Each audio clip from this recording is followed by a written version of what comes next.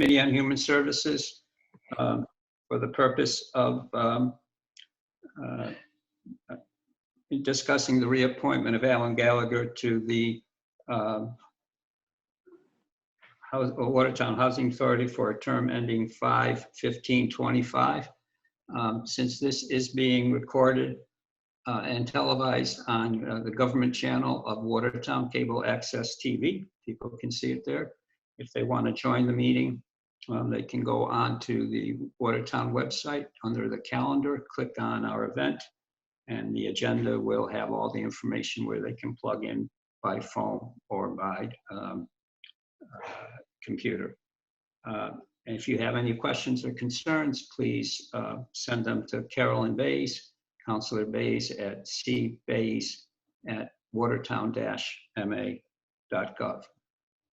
So we have, as the rules say, we have to call the meeting to order and have a roll call for every action. So Carolyn Bays. Present. Councilor Palumba. Present. Okay. Well, welcome, Alan. How are you? Good afternoon, councilors. I'm fine, thank you. How are you doing? I know you're busy as heck there at the town. Yes, we are. We are. Going to let Caroline go first. And ask a question or two. Sure. Well, so usually we have everybody's resume, but I think just because of the way this worked out, I ended up not getting your resume. So maybe you could just start by telling me a little bit about yourself, what you do, how long you've been on the Housing Authority. Sure. Well, I'm a lifelong resident of Watertown. I'm married. I have my twins, my son and daughter twins. Went to Watertown High, Boston University, played basketball, and went into, I worked for the Commonwealth of Massachusetts in the beginning, and then I was with an insurance agency in downtown Boston, and then I struck out on my own and had my own glass service business here in Watertown, American Glass and Mirror. And then, I think you might have come to our house for a car. Yeah, we actually did auto glass in the beginning, but we hated that. We got out of that. We did mostly work with small general contractors putting in storefronts. We did a lot of work down in Coolidge Square for the people down there that own some of the spice shops and food stores. And then when Dan Casey left the Boys and Girls Club, I was on the board of directors, and I threw my hat in the ring, and one thing led to another, and I spent 22 years as the executive director of the Watertown Boys and Girls Club. And during that time, Bernie Bradley was the member of the Housing Authority Board at the time, who passed away halfway through his term of office, and Joyce Munger was the chair, and she brought my name before the town manager, so to fill the slot of Bernie Bradley. So I've been on the finish of his term, and then maybe 2 or 3 consecutive 5-year terms. So it's been a good experience. I've worked with great people. We have a wonderful board, and I'm one of the 2 town appointees. Of course, we're not a town agency. We don't employ any town employees. But myself and Shannon Lawn are the 2 appointees from the town of Watertown. Tommy Began is appointed by the governor. Cindy Galligan is appointed by the Mass Labor Council. And we have a tenant representative. We always have to have a tenant representative. Right. This committee approved the tenant representative like a year ago. Yeah. So I know you're working on the housing production plan. I just was curious if you have any thoughts. No, not really. I'm on the CPA. I'm with Olivia Thomas on the CPA.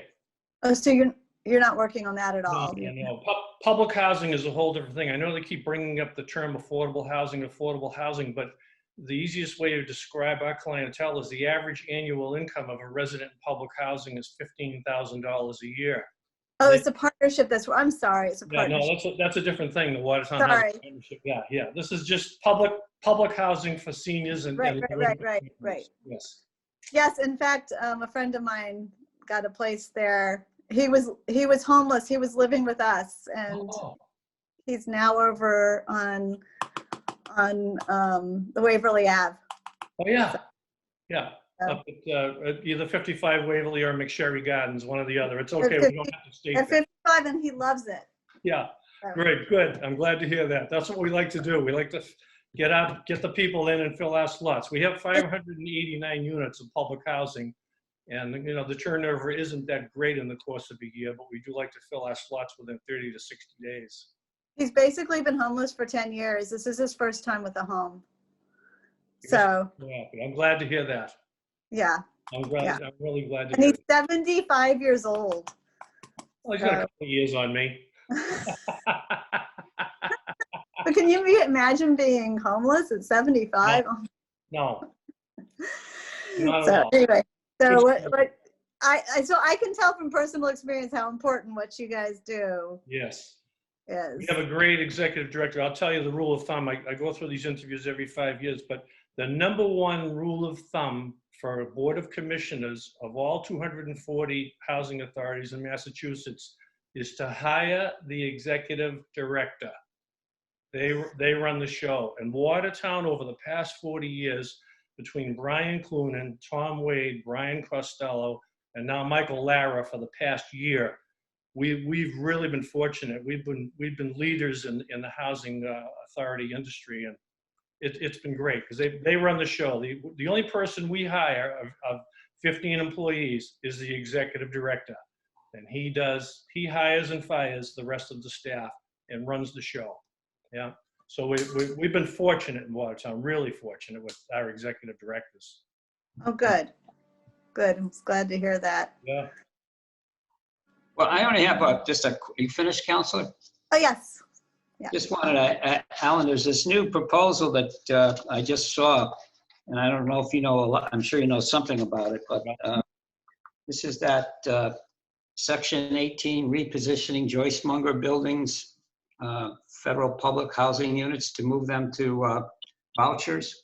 Yeah, there's a movement across the country. We have 589 units of public housing, but we only have that one building. If you look at 100 Warren Street, if you're looking at it from the street, you have the B building on the left side, the A building on the right side.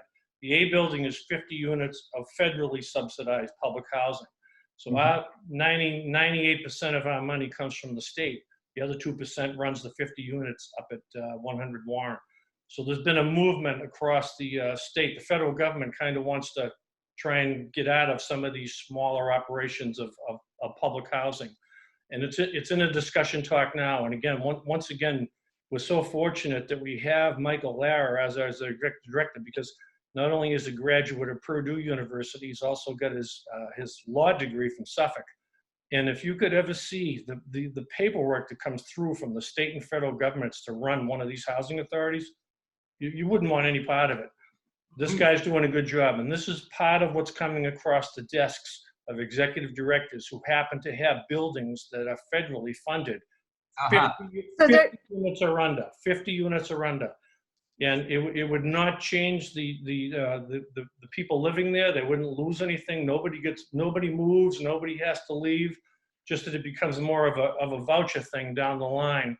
And it's sort of managed by a private entity where we would collect rent. Like I just said, our average rent per tenant is $350 a month.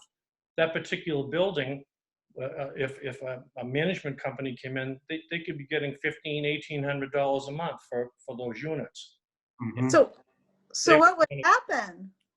I mean, eventually, I think, I'm not sure of the whole thing. Michael's handling this for us. It's in the infancy stages of what's going on, but the people that live there would no change whatsoever in their lives. But right now, but what down the road would there be a change? Well, down the road, what I think the way it goes is once they pass away and that unit becomes available, it can be rented to a private. So you'd have a mix. You'd have a public-private mix. So that unit that was only, garnering $350 a month would now be able to take in $1,500, $1,600, $1,700. Would there be there wouldn't be a limit on the rent? I'm not sure of the limit again, but Michael Lara is the guy to talk to. He's the one that's handling this whole thing, and it's just in the beginning stages. So we meet with him once a month, and he keeps us up to speed on what's going on and with our own association and what's going on nationally. But right now, there's nothing to really dig into yet. Just for your, Caroline, if you look at the minutes of the upcoming, which was last night because we couldn't be attended, but if you look, I didn't look at those. The minutes of the announcement from Larry Field, about the upcoming partnership meeting, which was yesterday. He attached the proposal that's being discussed by the Housing Authority. So if you want to see it, it's there.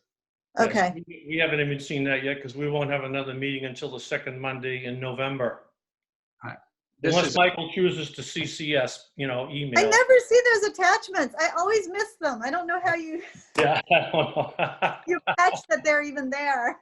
I met Larry Field, by the way. He was very informative. He came to one of our CPA meetings, and he was very informative. Seems like a nice guy. a great guy. It's Yeah. a great background. There's a Yeah. great background. Well, Well, when I we talk about affordable housing, that's a whole different can of worms from low-income seniors and family housing.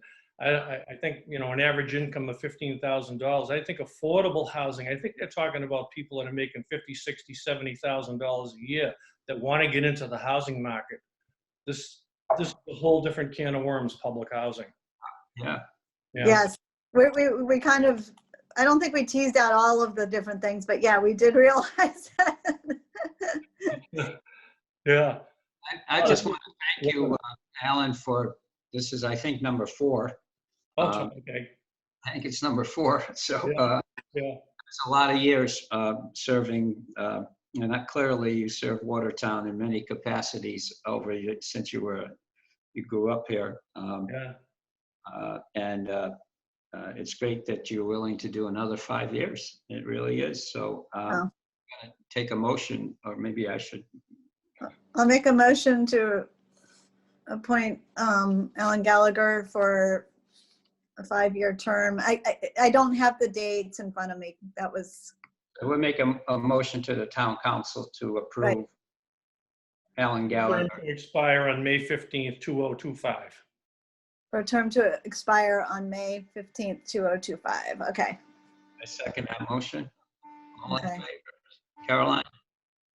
Yes. Councilor Palumba? Yes. Okay. Well, Alan, thank you very much. As usual, it's a pleasure to meet you and see you again. We don't see much of you, but when we do, it's great to see you. And thank Tony, you. Caroline, thank you both very much for your time. I appreciate it. for your Yes. time. And thank you Yeah, for thank all. you. Good work. Thanks for what you're doing. Thank Thank you you. very much. Good night. Good Good night. night. Call the meeting to adjourn. Make a motion to adjourn. Okay, second. All in favor? Well, we have to, I say Yeah. yes to Councilor Palumba. Yes. Okay. Thank Good. It was good to see you. you. Bye.